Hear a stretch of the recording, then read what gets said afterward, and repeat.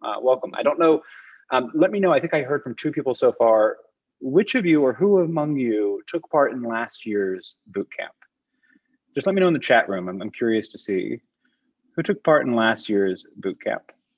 While you're doing that, just as a reminder that the session is being provided by the Hudson County Chamber of Commerce, and wanted to ask, Maria, we're just starting out the session and want to see if you wanted to give any opening remarks or say hi to folks. Yeah, absolutely. Can you guys hear me? I was having a little trouble finding the right link. Sorry, too many Zoom calls. Hi, Chris, how are you doing?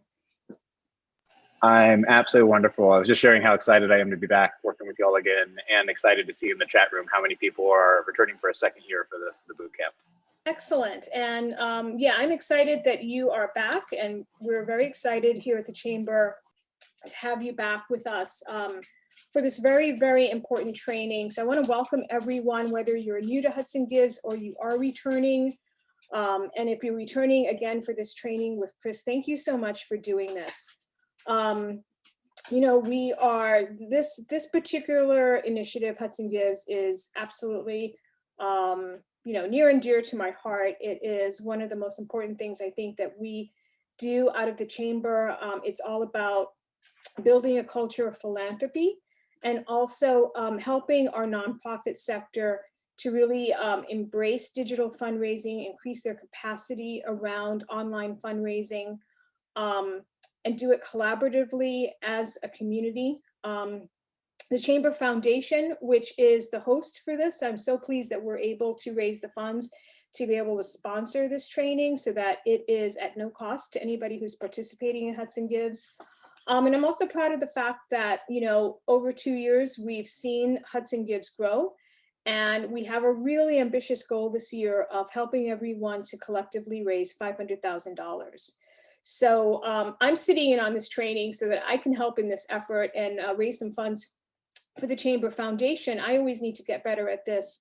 And, you know, we're not only now doing these sort of collective efforts for a nonprofit sector, but our Chamber Foundation, which has a dual mission of helping nonprofits and helping small businesses.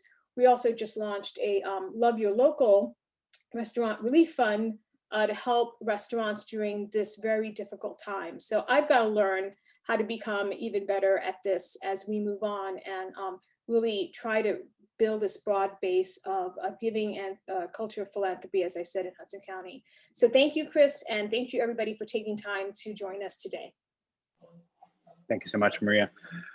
Let's move right along. So my name is Chris Tuttle. I run an agency called TuttleCo, and TuttleCo provides digital strategy services for nonprofits, including training, consulting, and ongoing management services.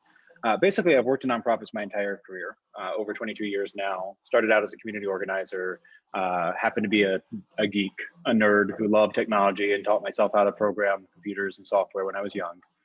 And really through that, learned the power of marketing and communications combined with digital to organize communities, to raise awareness, to engage people, to create more meaningful relationships that will ultimately cultivate actions that will support our organizations, from volunteering to donating to advocacy work. So that's what we do, that's who we are, and that's why I'm here today, is to help provide some support for you all in the fundraising efforts you're going to be doing for Hudson Gives. So let's just quickly talk about what we're going to be doing today. This is a 1-hour webinar. This is the first of 3 we're doing with you, or that you have available to you to participate in. The next 2 will both be an hour and a half each, and will be more hands-on. We'll talk more about those 2 at the end of the session. This session is to really kind of start getting you thinking right now about some of the things that you could be doing in your social media platforms today. Not waiting for Hudson Gives, not waiting until we get closer, and not necessarily even connected specifically to your fundraising. These are things that you can do now to raise more awareness and grow a bigger audience and engage your existing audience, so that when you do start asking for money, it's going to be more effective. You're going to reach more people, and you're going to be seen by more people. You're going to be able to get them to take an action because they've already taken actions with you before, because they're already part of your community and part of your supporters. And so some of these will relate to things that you can actually do as well during Hudson Gives, but this is also 10 ways that you can start right now and make a better social environment that's going to help your campaign in the long run.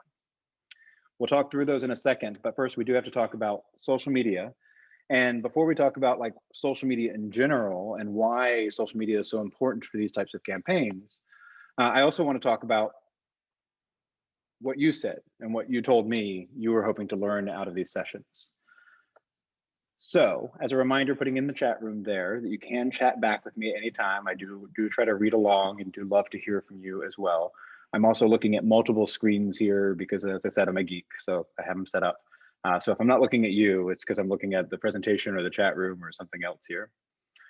So when you registered, we asked you two important questions. And the first one was, what are your biggest challenges with social media these days? And we had a lot of different answers. A few of you said you had no challenges whatsoever. And if that's true, I would love to come work for you, or for you to come, teach me, because I feel like I even have challenges with social media. It's changing constantly, and it's evolving. And what works one day doesn't work the next day. Thankfully, not that quickly, but over time, it is changing, and we have to keep up with that. So social media can be hard. And you've talked about so many things here, from how do we raise awareness and get more followers and be seen by more people? How do we engage our constituents in different ways? How do we keep them engaged and cultivate those relationships so they'll actually become those donors? And then how do we do all that when we have limited staff, limited budget, limited resources, and all these other competing priorities and needs in our organization? We also asked you what your biggest challenges were with fundraising. And likewise, some of you said you had no challenges whatsoever. I'm incredibly impressed. Maybe you just couldn't think about them when you're registering. But obviously, a lot of us do have challenges still with fundraising, including reaching more people to donate to our organizations, or creating content that's going to be effective and getting people to want to donate, especially when they're seeing it on social media as they're scrolling past like numerous other posts from other organizations and brands. How do we get our constituents to participate in our fundraising efforts? And how do we motivate those who are fundraising on our behalf? There's a lot of really, really great questions in here, and I'm going to do my best over the next couple of sessions to address a lot of these. I'll also try to save a little time at the end of sessions today, although we are a little short on time just because it's so much to get through in 1 hour. So if you do have questions throughout the session, ask those in the chat room as well. Feel free to put them in the chat room. You can also use the Q&A button if you prefer. The Q&A button is on the bottom of your Zoom screen, and you can ask questions there, and that's actually a good place to put them sometimes because I can see them more easily towards the end of the session when I'll save a few minutes to get to those if I don't get to them sooner. So let's start with understanding social media. Before we talk about how to be effective and how to create campaigns and how to really do this work to fundraise online, we kind of need to understand some basics about social media. And the first one is a question I'm going to pose to you and see who can answer me first in that chat room. What exactly is social media? What is social media? Let me know in the chat room. I want to see if anybody feels like asking or answering, excuse me. Alexandra, thank you so much for jumping in there, and Victoria and Jennifer. It's a method of communication, absolutely, between one or multiple people. It's a branding platform. Yeah, it's a really great way of actually branding your organization and developing a brand for your organization, a voice, getting your message seen. It's a method of communication. It's networks that connect diverse people. Absolutely. It is, Jennifer, yes, you and Alexandra, same answers. No gatekeepers. I'd say limited gatekeepers. Limited gatekeepers. There are gatekeepers within social media, but definitely limited gatekeepers. Or maybe, I'm sorry, maybe I'm misunderstanding you. I don't think you mean gatekeepers, correct me, Anna, if I'm wrong here. I don't think you mean gatekeepers of like anybody can create an account. I think you mean gatekeepers in that it's easier to connect maybe with your constituents and that you don't have to go through other people or other organizations. Okay, awesome. Nelly, excuse me, says it's a way to engage with others. Paul, can I share the list of issues I described? I'm sorry, what did I say? What issues? Can you be a little more clear there? Meredith is part of the whole ecosystem of communication. Absolutely. Beth says it's a way that we can publicly connect with the other people. These are all great. It's Beth, I love that. Twitter, Instagram is likely. It's like going to happy hour and Facebook is hosting one on your front porch. That's an interesting one, yeah. Or having a street party maybe on Facebook. So these are all really great reasons or great explanations of what social media is and great reasons to use social media. And it is that. The first social account was actually email, if you really think about it. Social media was where we had email was where we had two people who had to have a contact for each other. One person connected with the other one. They could communicate back and forth. They could add other people in. So email really is the first social network, and the web and the internet has really always been social. It's always been about connecting people to resources, to information, to ideas, and now to each other. The technical definition is that it's websites and applications that enable users to create and share content or participate in social networking. By this definition, frankly, every single thing on the internet is now social media. Really, everything. If you think about it, YouTube is a social network. YouTube is actually the biggest social network nowadays, with the most time spent on it and the most active users per month. That's increased over Facebook since COVID started, as more people are at home. So really our websites are social. If people can contact us, if they can comment with each other, if they can access resources and information, everything is social.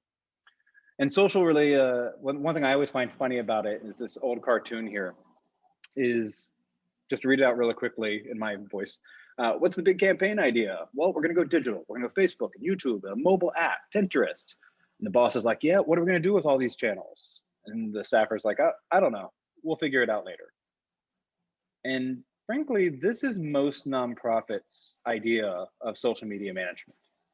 This is how most of us operate. And I'm going to put myself in that category as well. I have definitely been that person who's like, okay, I need to find something to post this week on Facebook.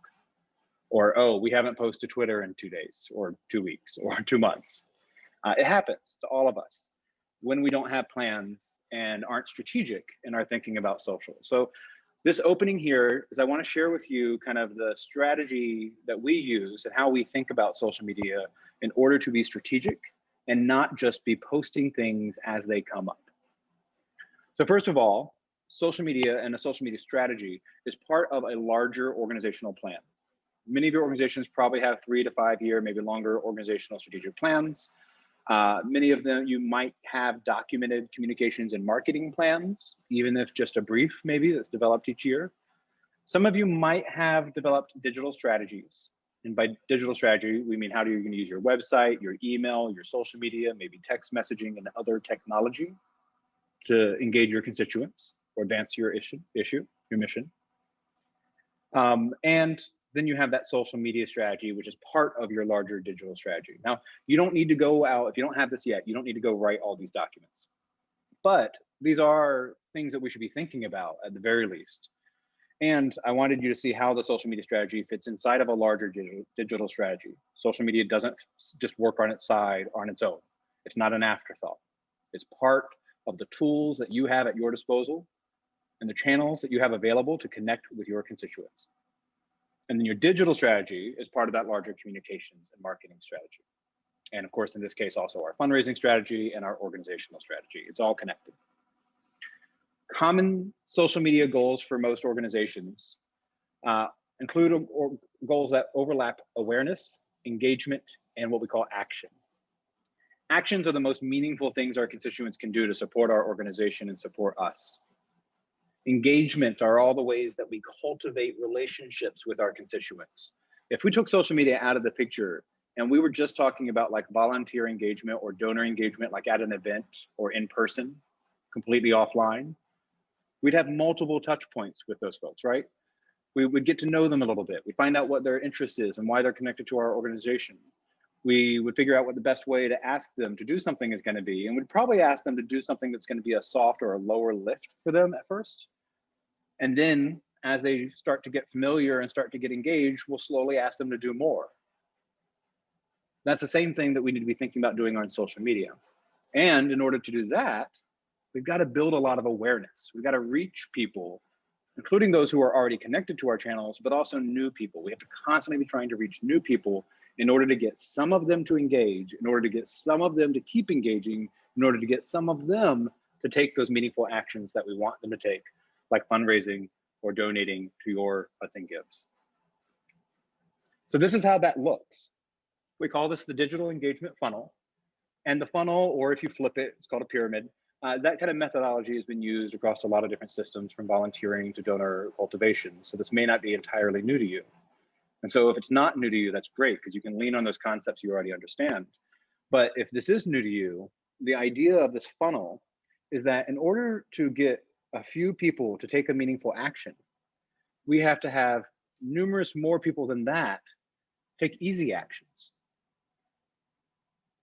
One example, if you want people to donate on your website, you go look at your donation form, you can tell from your database you had this, or maybe from your form, that you've had this many donations received. But if you look at your analytics, you're gonna see that that web page may have gotten 10 donations today, but it was actually visited 50 times or 100 times. All those people who clicked the link to come to your page to donate, that's an engagement. They did something, they engaged with your content, either on social or an email or a website, but they didn't take the actual action. Now that's a connected engagement and action, and there's also separate engagements and actions. So for example, we know on social media that people who are, or in digital in general, excuse me, we know that people who engage on multiple actions and multiple pieces of content, like liking, commenting, sharing, watching, downloading, visiting your website, clicking a link, people who do those things often are more likely to see the next thing you do, and they're more likely to take the next action you ask them to do. So in order to get them to take the action, we have to have more people engaging with the content and doing stuff, because only a small number of them are going to do it. In order to get so many people to engage with content, we have to reach even more people. So this is where the funnel comes into play. Once they start taking those actions, we continue to cultivate those relationships and deepen the relationship for further action. So to that point I was just making, it can take 18 to 20 touch points to reach a customer for the first time. Now, in this case, the touch point is a view. It's like they're seeing a post. Maybe they saw something on social media because you had an ad. Maybe they saw a social media post because a friend shared it, or maybe they saw an interaction with one of your posts because the network they're on told them, hey, Chris Tuttle liked this post. So they saw it. That's a brand interaction, but they didn't do anything about it. They didn't click. They didn't like your page. They didn't follow, whatever, they just moved on probably. And it'll take multiple interactions before people will you'll actually reach them, before they'll see you and actually read the content and acknowledge who you are the first time. That's actually one thing that social media is really good at, by the way, because if everyone's interacting with your content, all of their friends and networks are all seeing those interactions. If they're sharing the content, they're seeing those shares. So your social following and others become touch points for their networks. Really good. Also, direct mail with digital ads yields 28% higher conversion rates. So we're getting a little off digital here. Direct mail, being mail that's actually going to folks offline, combined with digital ads, creates a higher conversion rate on the digital ad. And by conversion, that could be email signups, clicks to a website, watches of a video, or donations to an organization. The reason this happens is because we are not single channel people. None of us only operate on Facebook. We live offline, we have email accounts, we have mailing addresses, we have phone numbers, we have text messaging functionality, and most Americans are on 2 social networks, Facebook and one other, actively that is. Many more have accounts on them, but who actually use them actively, most Americans have 2 social networks that they use actively. Oops, too far. Finally, marketing campaigns that use direct mail and one more digital media experienced 118% lift in response rate compared to direct mail only. So this is when the ask was actually done offline.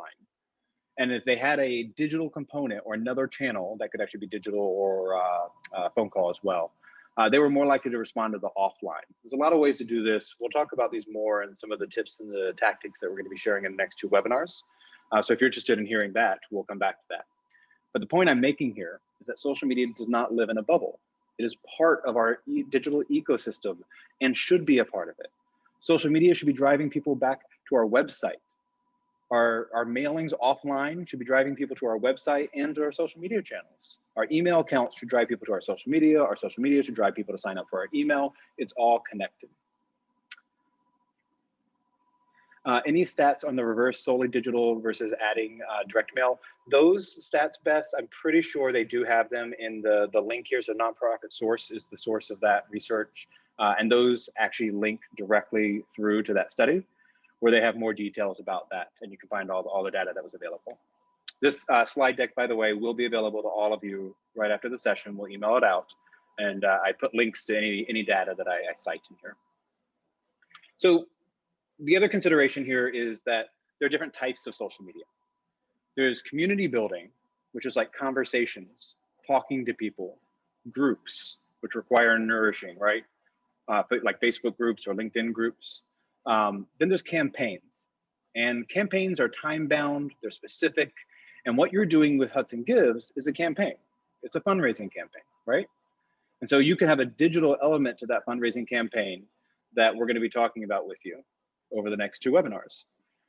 The way that these campaigns and community building integrate with each other is kind of like, this is just an idea map. This is not an exact flow for all of our organizations. Every organization is going to have different flows, different campaign time periods of the year. But imagine this middle one here, the dark blue, excuse me. Looks like it actually, the legend is slightly accurate. Apologies, I'll fix that. But the dark blue line are your campaigns. You have big campaigns at certain times of the year. Maybe you have a back to school campaign that you launch in August, September. You kind of see a lot of communications around it, a lot of engagement, and then you're not going to post so much about campaigns. You're going to wrap it up. You're going to start promoting the end of the year fundraising coming up, something about Thanksgiving, then Giving Tuesday launches. Now you're doing all of your end of the year fundraising. Everybody sends 20 emails on the last day of the year, and then we all go silent for the campaign, right? So this is just giving you an idea of how campaigns kind of have ebbs and flows, and your organization is going to have its own campaigns.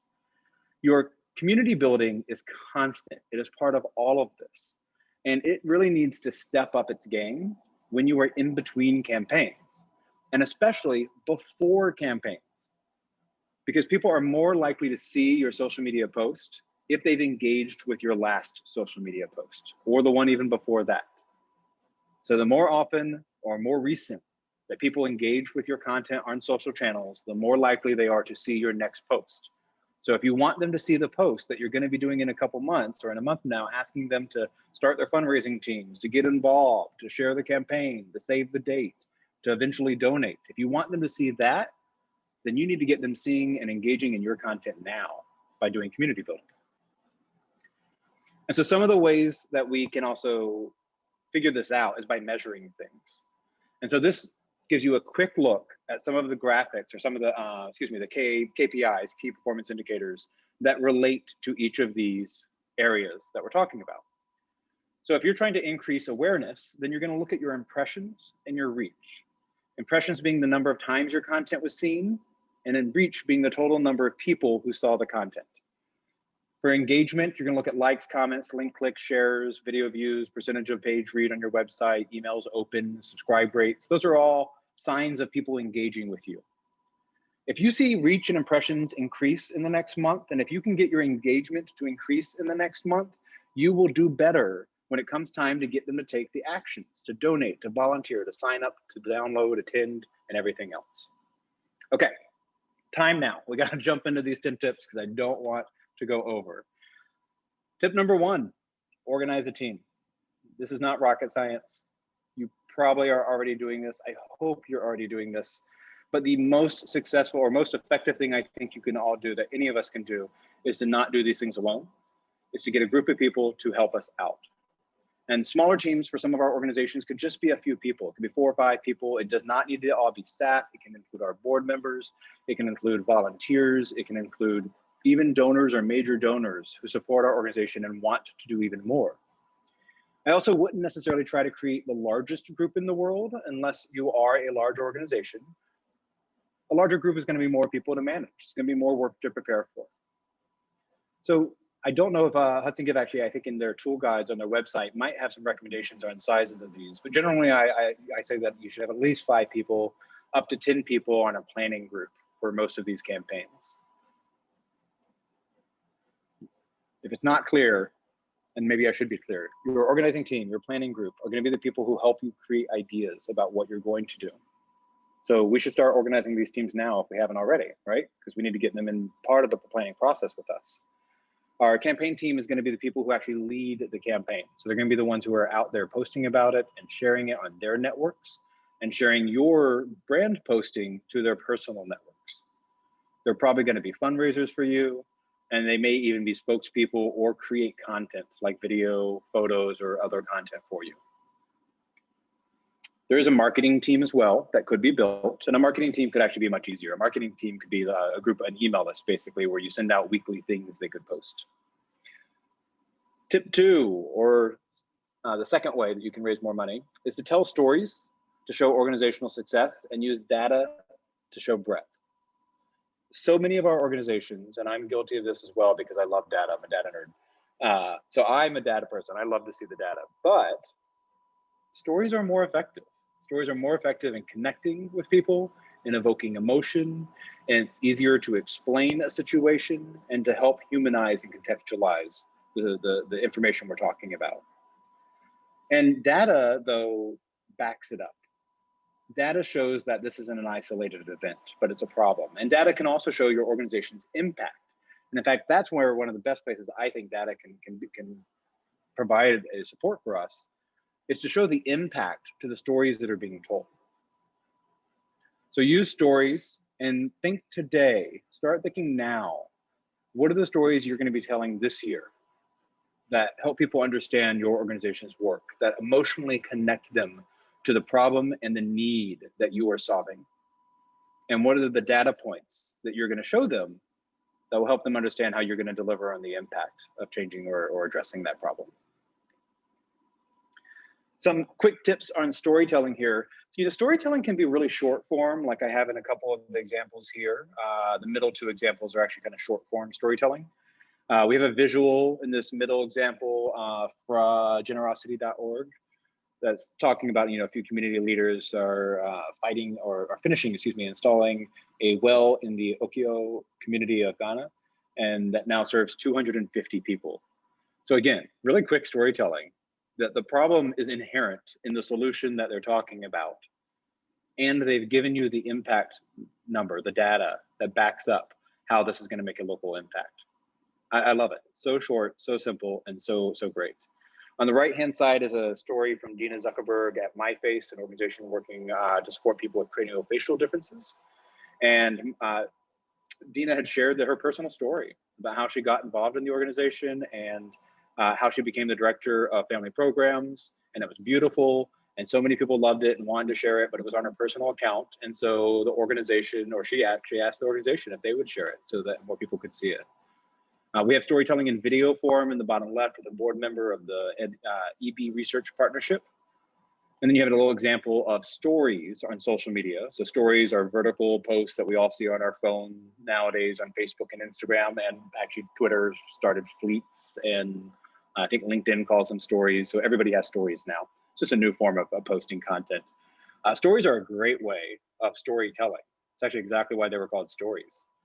You can have one post after another that set a scene, that give elements or frame the problem, that show the reader how they can be a hero, or by supporting the impact the organization makes, and even giving that call to action.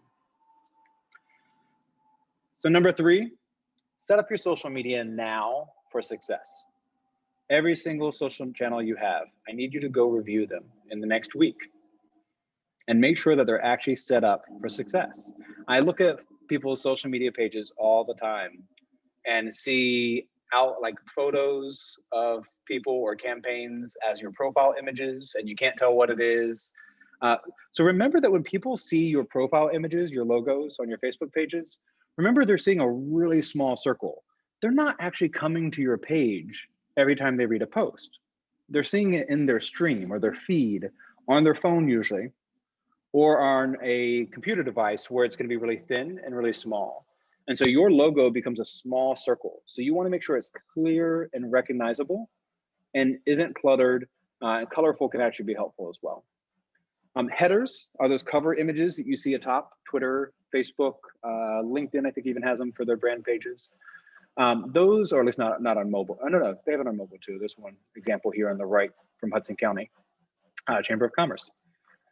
Those are really great, especially on Facebook. On LinkedIn and others, you can get away with some different things.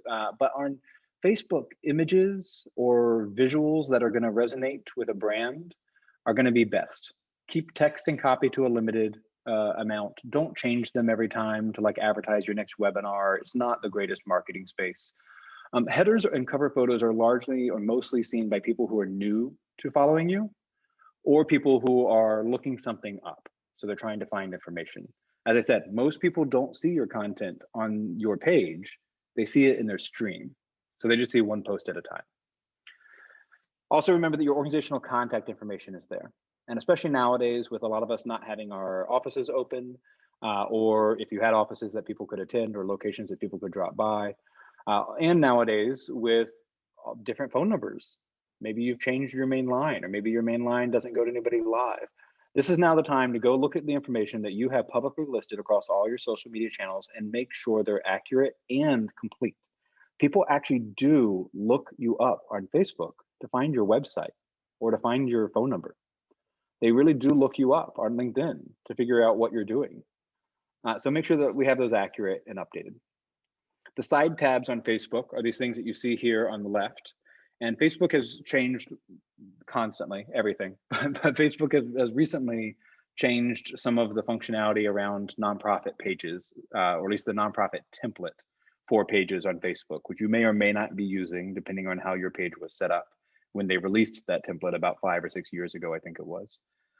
They're discontinuing what was called the story functionality on your page, mainly because nobody ever saw it or used it.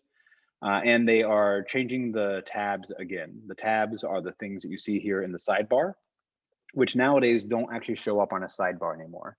They nowadays usually show up as a drop down right under your header. And usually only the 2 or 3 are even visible. Now, this does depend on what your tabs are, what you have turned on. It depends on how you have your functionality for your page set up. So yours might look a little bit differently. This is exactly why you need to go look at it though. I constantly, every day, I see pages who have tabs set up for things that don't exist or that go nowhere. So we want to make sure that the tabs that are listed first are the priorities for us, for our constituents, and we're making resources and information really easy to find and making it a great experience for our constituents. Paul sharing it's a pet peeve, not able to find content info for somebody to call when you're interested in a program or service. Yeah, big pet peeve of mine as well. You know, if you want to take that a step further, if you actually do have services or programs that folks can get involved in that you want to make clearly visible to folks, Facebook also has that, LinkedIn as well. You can set those programs and services up and make sure that everyone can see them. So you might want to think about or look at that. Final things here. Post at least 2 to 3 times a week on different days, different times of the day. So just to make sure I'm good on time. Okay, we're okay. I get this question every time, and I assumed somebody here is going to ask me at the end of the session. How often do we post on which channels? And really, there's no one answer for everybody. All of our organizations are different. We all have different amounts of followers. We all have different channels that we're using, and we have different channels that we're using in different ways. It's complicated. The short answer is that we need to be posting regularly. And by regularly, it's generally at least 2 to 3 times a week per channel. I would say that that doesn't have to be true on LinkedIn. However, depending on your audiences, LinkedIn has actually been seeing a lot of growth in the last couple of years, and it is a force to be reckoned with. And if you're trying to connect with other professionals, or maybe people in professional jobs are working on your boards and such, who are going to be fundraising, it might be a place that they could actually connect with others. And if you have your brand page posting articles, especially news articles, research, anything informative for folks about the work you're doing on the issue and the topic that your organization works on, then those will reach people. LinkedIn will show it to people naturally. You don't even have to tag them. Just do some hashtags, use some more keywords that you know people are going to be using for your mission or your area of work. And LinkedIn's going to automatically show that to people, even if they don't follow your page, because LinkedIn is trying to compete with all the other social networks. And so it's giving brands more exposure to people on that platform. Whereas Facebook, the most widely used social network, everybody's on. The vast majority of the world is on Facebook. So because of that, our chances of actually being seen having our content being seen by people is less. It's going to be less frequent. In fact, Facebook's only going to show about 5, maybe 10% of your followers anything you ever post, which is another reason we have to be posting frequently and posting often. Okay, and that leads me right in to repurposing your best content. Yes, Joseph will have the slides available to you after the session. That's a Google Slides document that I'll send out a link to for all of you. And we're also recording this as well, so we'll get that to you as well. So number 4 is repurposing your content. Only 5 to 10% of your social followers see anything you post. On Facebook, it's because of an algorithm. On Instagram, it's actually because of the evolving algorithm. On Twitter, it's because of both recency. So if you post and nobody's on, they're less likely to see it. And algorithm, because they did introduce an algorithm last year.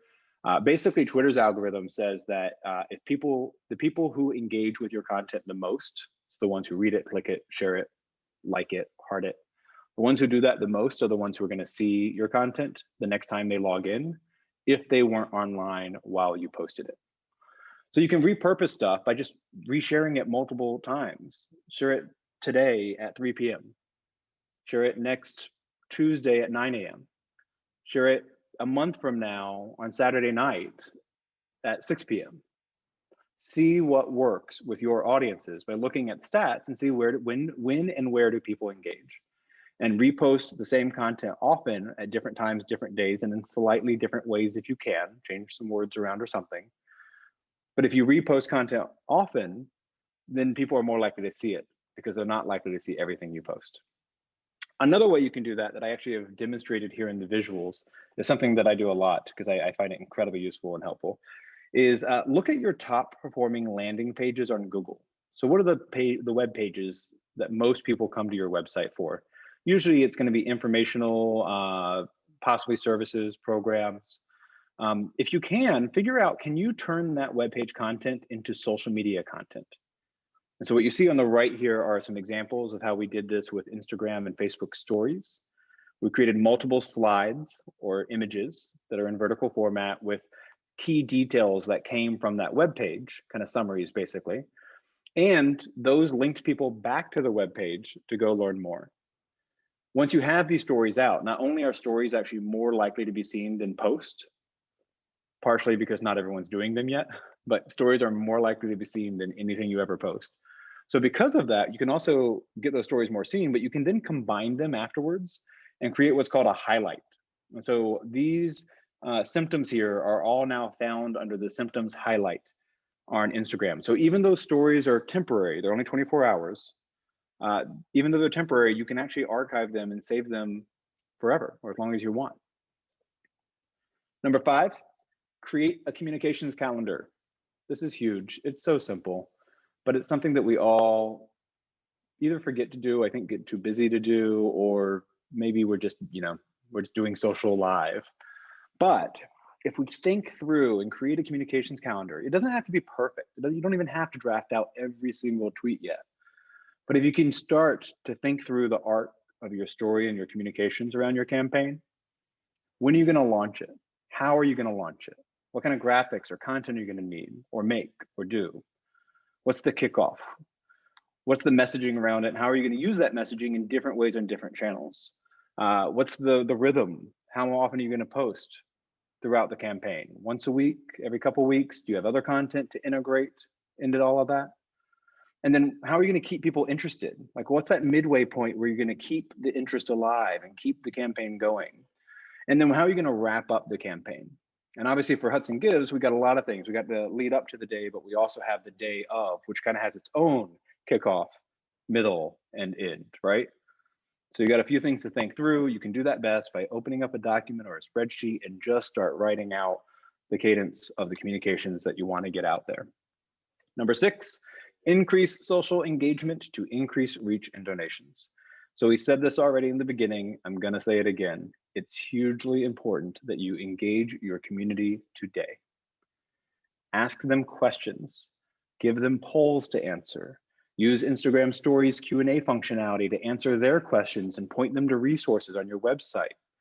Use videos that actually, it looks like one of the examples is blacked out there. The video doesn't exist. That's a live stream from a red carpet. So you can live stream things.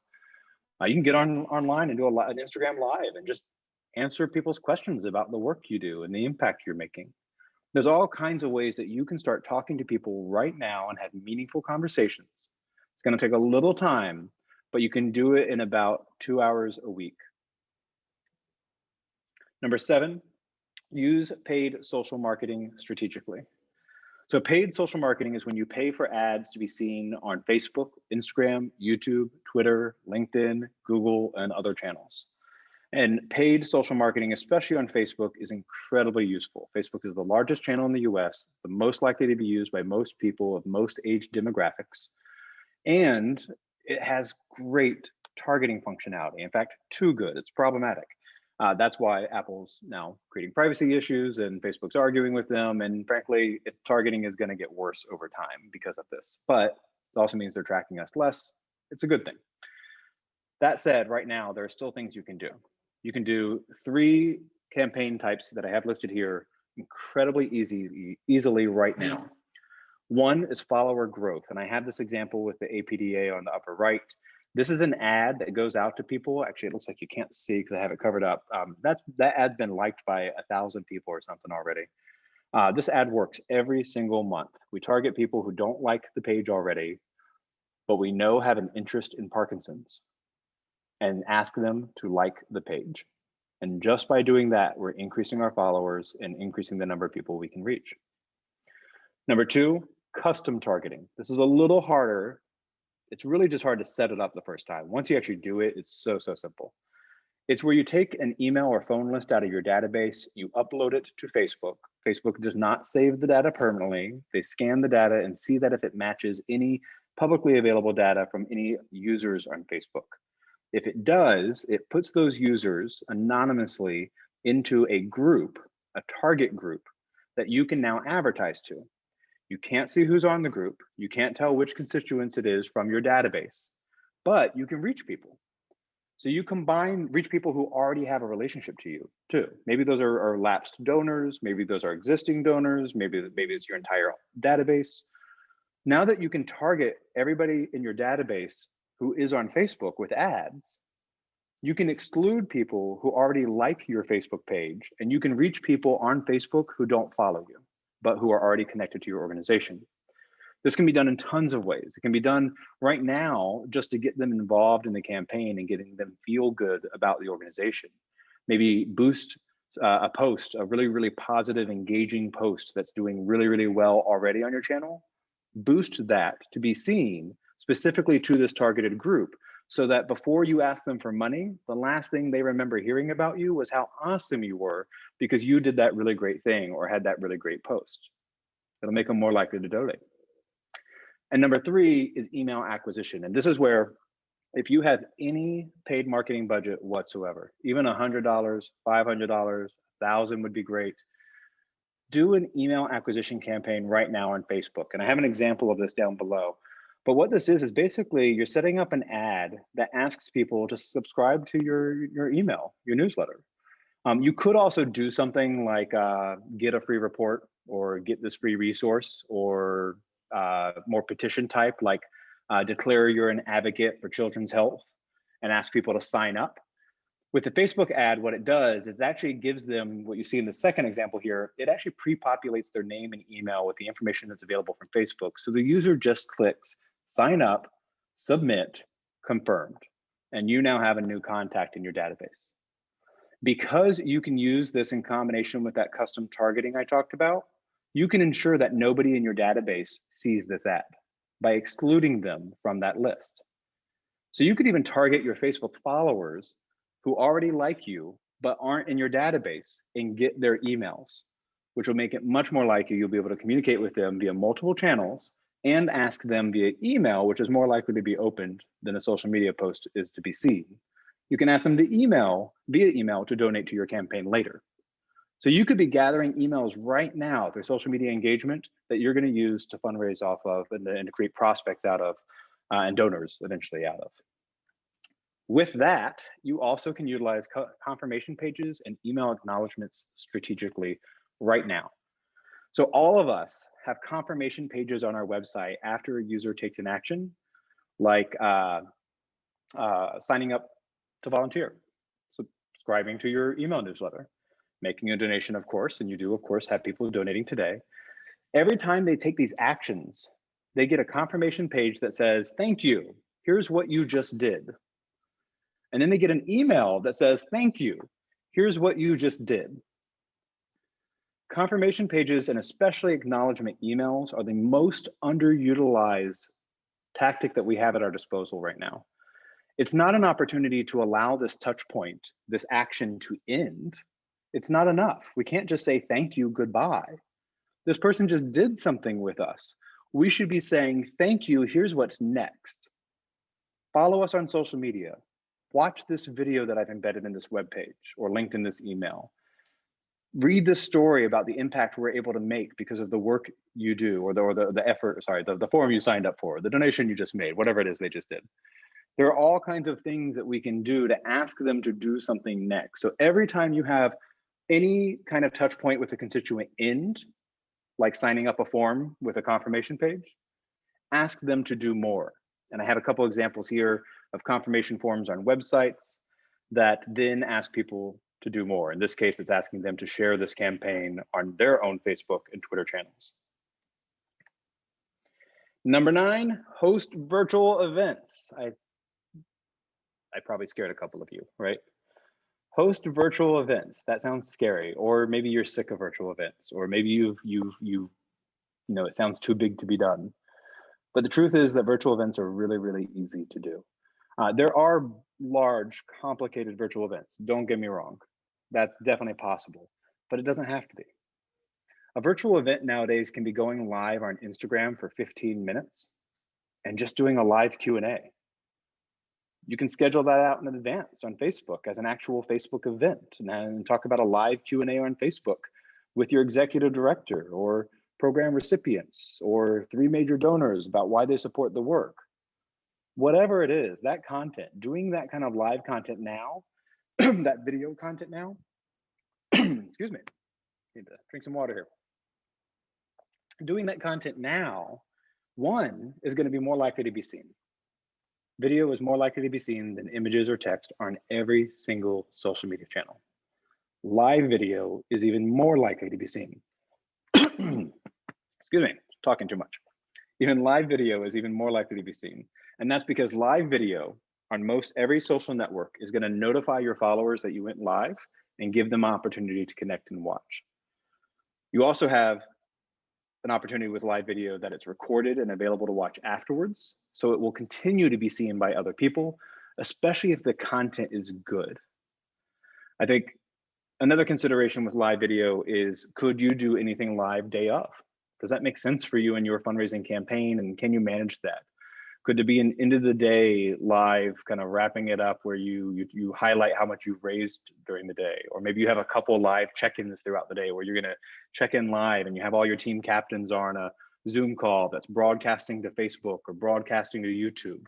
All fairly easy to do. And in fact, in this document, I'm even gonna have a link here in the bottom in the speaker notes that'll send you to a YouTube video I have about how to use Zoom to broadcast live to Facebook and YouTube. And it doesn't really cost anything extra if you have a Zoom Pro account already. And finally, number 10, develop a campaign plan. So developing a plan for what you're gonna do is the number one thing I think you can do at this point, after of course organizing your team to help you out. But we gotta have a plan for how that team's gonna work together to get things done. And we have to think through strategically about how we're going to achieve our goals. We're going to reach the right audiences. How are we going to use our limited organizational resources, our limited time, our limited staff, our limited budgets? How are we going to use those limited organizational resources in order to reach the most people, engage people more, and get them to take that next action with us? You do it by planning. And so that campaign plan is being provided to you right now, actually. In fact, by the end of this meeting, each of you, if you registered by last night at least, each of you should be receiving an email from us with a Google document that's going to have a version of this campaign template for you that is just yours to use. And over the next 2 webinars, I'm going to work with you Put those up, just remind you where they are. I'm going to work with you over those next 2 webinars to help you, walk you through and help you understand how that planning process is going to create a more effective fundraiser for you. I'm going to share more, of course, about the best practices of creating these campaigns. But I'm also going to, if you allow me, if you want to use the templates that we're emailing you, I will also review your plans for you between these webinars, and I'll ask you questions and make suggestions, and I will give you feedback from that as well. If you didn't get these plans sent to you yet, don't worry. You can reach out to me at Chris@TuttleCo. I think I put it there at the bottom of these slides here. I'll also be emailing all of you, and we'll be following up with those who registered this morning and giving you those documents as well. So before we leave, and then I'm going to take a few minutes here to answer some questions that I see are already coming in. Before you do sign off though today, at any point, I do want to make sure that you think this question through. Is who do you need buy-in from in your organization or on your board or in your personal life? Who do you need buy-in from to be more successful in this year's Hudson Gives? Is it your executive director? Is it your development director, comms team, social media manager? And start thinking through today who you need to get buy-in from, whether it's just getting their approval or just getting a team member who's going to support you or getting an advocate who's going to work with you to get this done. What do you need? Who is it? Just think about that today, because that's going to be the first step, obviously, at this point, is starting to talk to them and starting to create that relationship that's going to make this more successful. The second question here is, what's the next step you're going to take? This could be having a meeting or lunch, with a virtual lunch, I guess nowadays, with that person you need buy-in from. It could be that you're going to clear your calendar on, what was it, Friday, the March 5th, I think, and 12th, to make sure that you're at the next 2 webinars. The next step could be that you're going to look at that worksheet that we gave you to create your campaign plan and see if there's anything you've already answered. In fact, many of you have answered what your fundraising goal already is going to be for this year. You can start to fill that out even before our webinar if you want to give it a shot. So I know there's some questions in here. We got a few minutes left. I want to make sure we get to as many of these as possible. Maria, what were you sharing? I don't know if you wanted to speak up loud, but I also know that Hudson Gives has their own virtual event. Yeah, we have a couple of events coming up on peer-to-peer fundraising and how to use the match feature. So if you're raising match funds, and those are coming up in March. The first date is March 17, and then the next date is the week after, March 24, I believe. Those are on the website in the training page, on the trainings page, for everybody to see and sign up for. Awesome. Also, as a reminder to folks, if you're not already signed up for Hudson Gives, and we do actually know that some of you are not, because we have more people here than we had signed up, I think, so far. So if you haven't signed up yet, go ahead and sign up on the Hudson Gives website or reach out to the team pretty quickly. We need to figure out who's going to be there and make sure that you're signed up so that you can get the emails about those future sessions. And of course, these tools online. I'm going to put actually one more thing here. Just an extra thing. If you are really into the data, or you don't understand the data even, I have this little metrics template that I put together that explains, it defines what different metrics are that you can find across web and social. It also identifies whether or not they're considered awareness, engagement, or action metrics, and gives some tips about where you'll find them and look them up, as well as a spreadsheet for how you can track them. So right now, the Hudson Gives link still goes to the registration form. However, I'm going to email this presentation out, and there you will have the copy of the presentation. You'll have the document here. We'll also send the link of this whole thing, so I'll get that to you. And then after these webinars are over, we're going to keep them all on that same link. So the link that you're using right now to register for these webinars eventually will become the place that in the future you can always go back and find these if you forgot where they were or lost the link. So Jennifer asked, is there the way to take emails from database and do a Facebook targeted ad to see if you can show them an ad like I was mentioning from the Facebook page? Can I post where to find those step-by-step directions? I will add a link to that in the speaker notes for that page. Yes. It's called Facebook Custom Targeting. Jennifer, thanks for sharing earlier. I actually read that and I don't think I acknowledged it, that your calendar was the biggest challenge for you last year, and totally hear that. It's often a big challenge, even for us. You know, I do social media for a lot of organizations, and we get behind, and sometimes we don't prioritize it the way we should and we need to. And I always find the more we plan our communications in advance, not only the easier are they to actually end up delivering, and of course, probably more effective, uh, but more than anything, it's easier to deal with things we can't plan for. Because if we already have our plans in place and something comes up, I can look at my social media calendar and be like, okay, I can move this over here and post this now and move that around. No big deal, right? So it makes life a bit easier. Okay, so we are at the end of our session here, and I haven't seen any questions come through. So I want to just be clear, if you have some questions, now's the time to ask. You got a few more minutes with me here, and I'm happy to talk about anything we've talked about today or answering any social media question you may have. You could, of course, can also connect with me online. I'm going to be with you in the next two webinars, again on March 5th and March 12th. They're an hour and a half each. And as I shared with you, the Google document that gives you the campaign plan template, we're going to use those to work with you. So go ahead and look at them, get ready to fill them out in our next workshop together. And we'll also be in a meeting version next time, so we'll be able to see each other and talk a little bit more and have some more activities. The metrics freebie is also going to be linked from this document and in the email I sent you, but it's at tuttle.link/metrics template. Thanks, Victoria, Christine, Meredith, Anna. That's so much appreciation there for all of your appreciation. So thank you. I think we got everyone's question. I'll just look up here and make sure. Alyssa, yes, or Meredith, I think that was, saying the metrics are geeky. Yes, they are. Awesome. I think we got your questions. If there's anything else that comes up, send me an email back after you get mine later, and we look forward to talking to you on March 5th. Have a wonderful weekend. Thank you, Chris. Really appreciate this. It's Maria. One quick question. If somebody views this recording later, they weren't able to make it today, how do they get that document you sent out? We're gonna, yeah, actually, if you're listening now, like in the future, you're watching this later, we are, every time you register for this webinar or the series, we will send a document to you. So as long as you've registered for webinar 2 or webinar 3, we'll see your registration and we'll create that document and send it to you. Excellent. Thank you very much. Have a great weekend. Bye, everybody.